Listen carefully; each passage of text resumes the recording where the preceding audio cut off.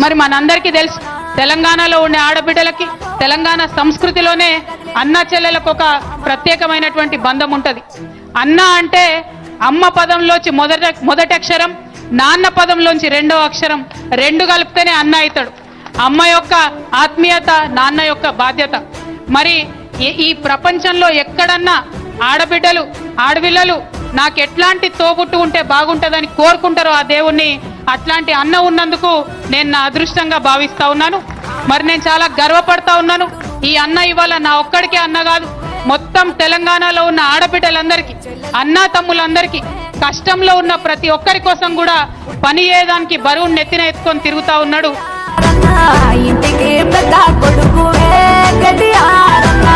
పుట్టింటి పట్టు సీరవే